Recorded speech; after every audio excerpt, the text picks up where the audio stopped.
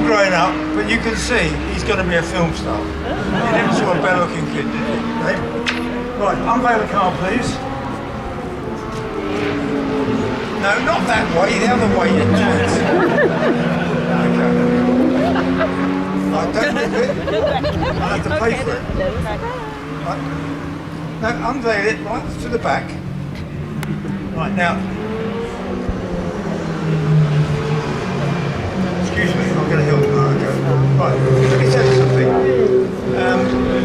When the car in the middle was winning all those races for 4 years, setting lap records everywhere, a lot of people said to me, could you build me a road version? And I said, yeah, of course I can. And I told people I built 12 of them. I didn't, I built one, and that's it, it's still around.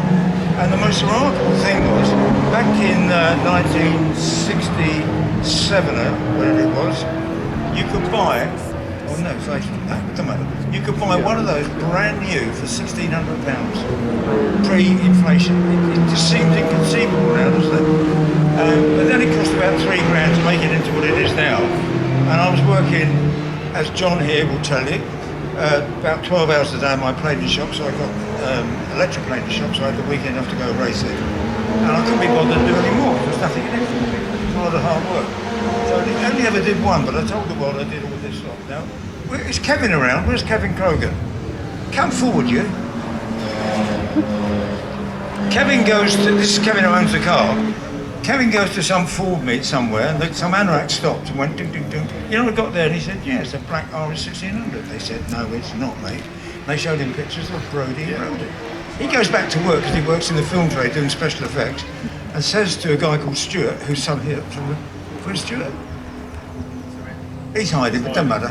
He's in the film trade, so he would be hiding. And so he said, apparently I've got a Brodie Road. He said, what's Brodie got to do with that? He said, do you know him? So that's it. He turned up my house next weekend, and here it is. That's the one car I built.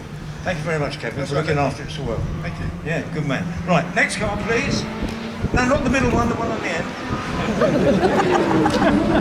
Now you can see, this car isn't actually finished. Excuse me, look down there, kid. Look. That's right. Now, you can see that this car's not finished. And if this is the latest Brodie Roadie, which is, will be finished in a month or two. But it's got twin wishbone front suspension and rear suspension on subframes. It's got a 350 horsepower engine, or you can have 350, or you can have 450. 6-speed gearbox, big disc, big brakes, and that is going to be a sensational road car. And I'm going to get John Fitz to road test it and drive it for me. Come forward, John Fitz. John Fitz, come forward. Right. In our lifetime,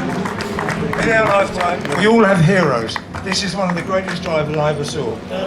And I only ever got beaten once in a Ford Escort Mark 1. And on lap 17, I was behind John at Silverstone, and I said to myself, bro, you can't have the impertinence to go past your hero. You wouldn't have let me by easy anyway. So, yeah, he's the only bloke that ever beat me in a Ford Escort.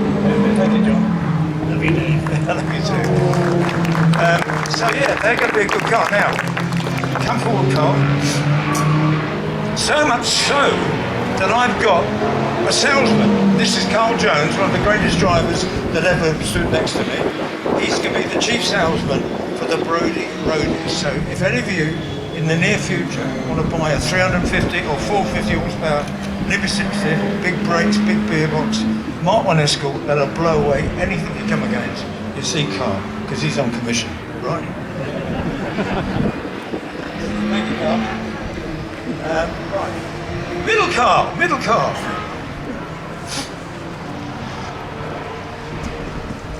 Wow. Now, these aren't the wheels it's going to be on, but it's all a bit tight. It's got the engine fitted and everything, all the fuel systems in it, all the instruments, everything.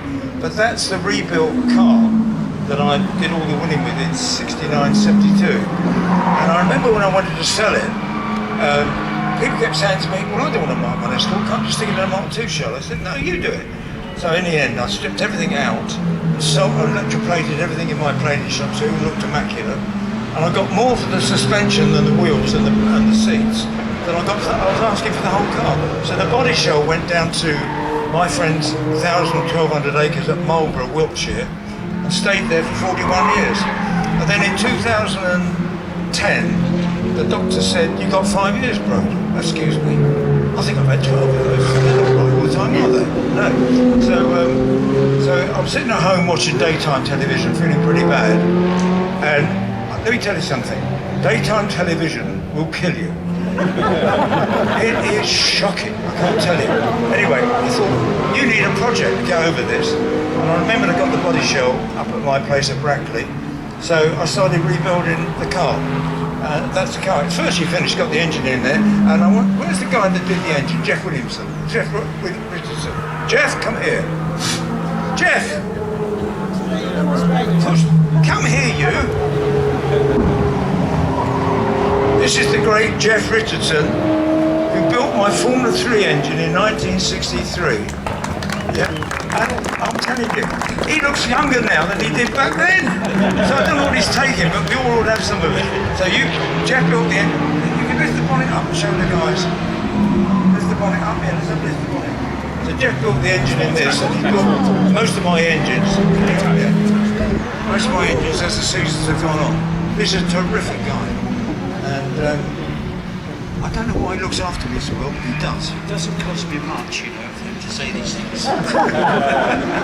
Thank you, Jeff. Spectacular. Oh, Jeff rebuilds about 90% of all the Formula 1 DFE engines in the world. Up at, is it Nottingham? Huntingdon. Yeah. Huntingdon. So if you're going through Huntingdon, look up Jeff Richardson. So that's the car. Now, if you've got any questions, please ask them. But if you haven't, we're going to go back to the bar, then we're going to have lunch. Yeah? And after lunch, when the coffee comes out, I'm going to perambulate the restaurant and gently but nicely take the pee out of a few people on the tables. And we'll see how that works out. Thank you very much for coming.